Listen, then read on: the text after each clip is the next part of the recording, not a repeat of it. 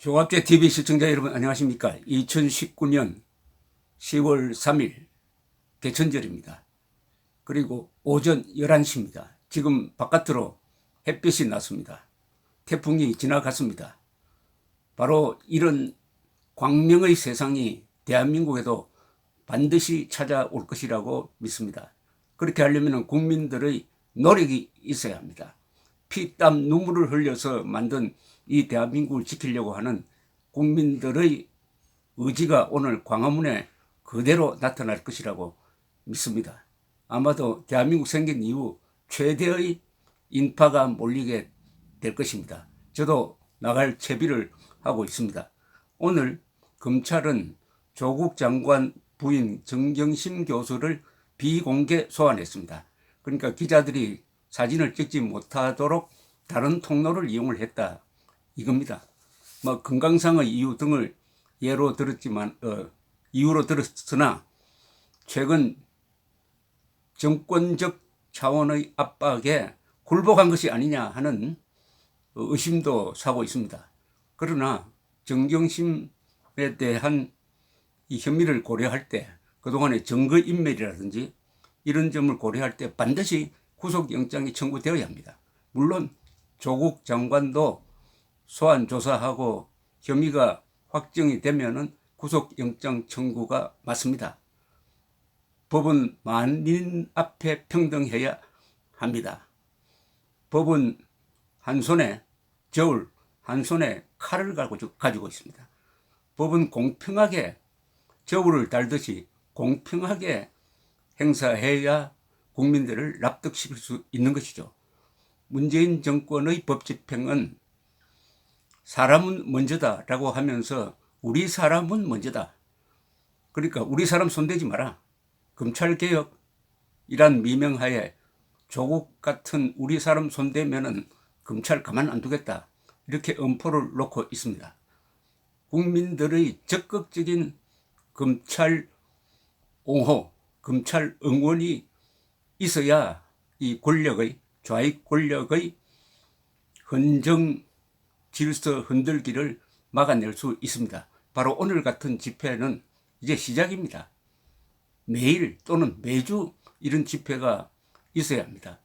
역사는 광장과 거리에서 결정되는 수가 많습니다. 아무리 민주주의 국가라도 방구석에 앉아가지고 혼자서 입을 덮어쓰고 불평불만 해봤자 역사는 그대로 흘러가게 되어 있습니다. 오늘은 그러니까 민족의 생일입니다. 개천절입니다. 그런데 나라의 주인인 대한민국 국민들이 들고 일어난 것은 바로 대한민국의 생일을 지운 역사의 불효자 문재인 남쪽 대통령에게 참다 못하고 드디어 헌법의 칼을 빼들었다 이렇게 보입니다. 제가 항상 외치는 구호가 있습니다. 태극기로 뭉치고 헌법으로 싸우고 진실로 이기자. 뭉치자 싸우자 이기자. 헌법의 칼을 든 날입니다. 칼을 빼어든 날입니다. 그동안 지갑에 있었어요. 헌법 칼집에 있었습니다. 칼집. 이 문재인 씨는 김일성주의자 신영복을 사상가로 존경하는 사람입니다. 전향을 거부한 사회주의자. 그 중에서도 가장 독종인 골수 레닌주의자 조국을 자유민주주의 체제의 수호자여야 할 법무장관직에 임명하였습니다. 간첩을 국방장관에 임명한 것과 똑같습니다. 도둑을 경찰청장에 임명하려면 도둑 세상을 만들라는 명령으로 해석해야 하듯이 조국 임명은 좌익혁명의 밀명을 준 것이라고 의심할 권리와 의무가 국민에게 있는 것이고, 이는 국민의 생명재산 자유를 위협하는 반역적 행동으로서 주권자의 정당방위, 즉 헌법적 응징을 불가피하게 만들었으며, 그래서 국민은 오늘 헌법의 칼을 들고 헌법 위반자를 응징하기 위하여 광화문에 모입니다. 문재인은 헌법 제69조에 따라 국가를 보위하고 헌법을 준수하며 성실하게 직무하겠다고 선서하고 대통령에 취임하였습니다.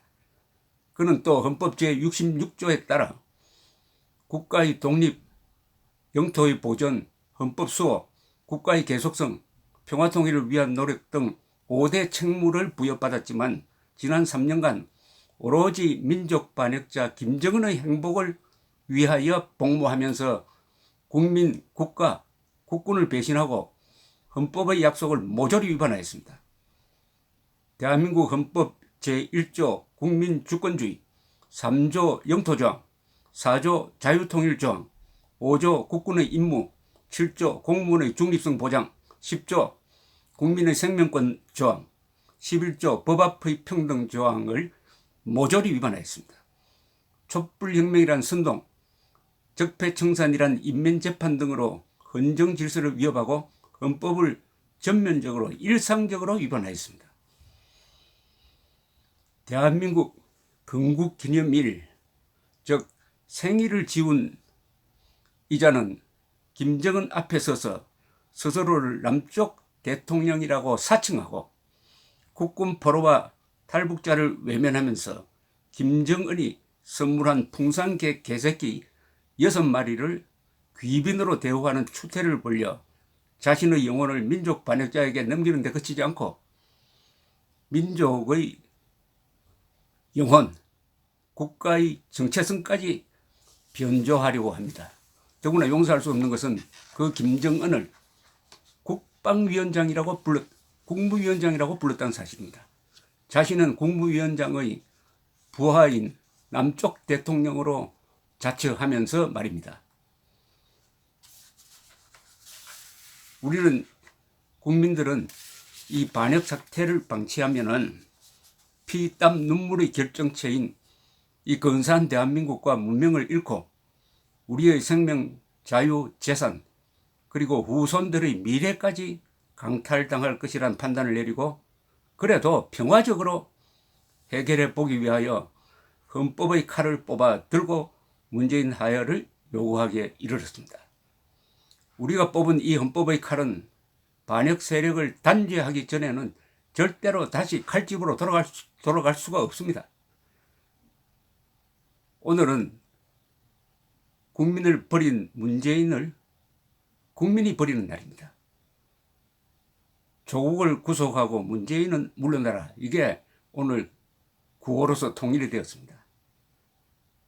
이걸 줄이면 남쪽 대통령 문재인은 방을 빼라는 뜻이 되겠죠. 방 빼. 그리고 마지막으로 국민들이 아마 뜻을 모아가지고 문재인 남쪽 대통령에게 경고를 하게 될 것입니다. 형법 제93조가 있습니다. 이렇게 되어 있습니다. 적국과 합세하여 대한민국에 항적한 자는 사형에 처한다.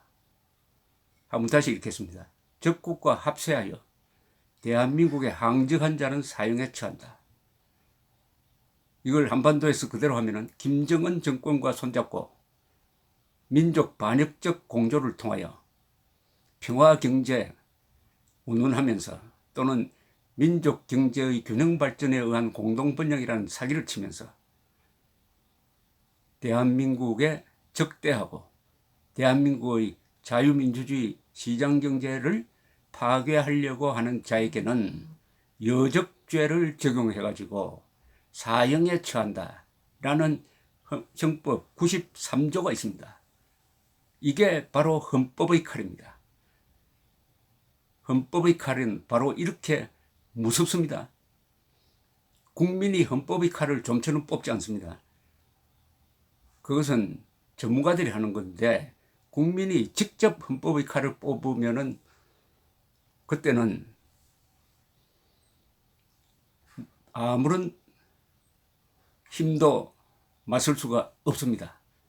그 어떤 독재자도 국민이 뽑은 헌법의 칼을 견딜 장사가 없습니다. 그러니까 국민들이 오늘 국민혁명의 날을 만들고 있는 것입니다. 촛불혁명은 헌법 위반입니다. 그러나 국민혁명은 헌법에 기초하고 있으므로 그것은 정당한 것입니다. 헌법으로 싸워야 합니다. 그리고 태극기로 뭉쳐야 합니다. 그리고 진실로 이겨야 합니다. 진실과 헌법이 결합되고 그것을 국민들이 태극기의 힘으로 밀어줄 때 그 앞에서 그 어떤 독재 정권도 살아남지 못할 것이라는 것을 오늘 보여주게 될 것이고, 오늘은 시작이어야 합니다. 계속되어야 합니다. 질기게 싸워야 합니다. 감사합니다.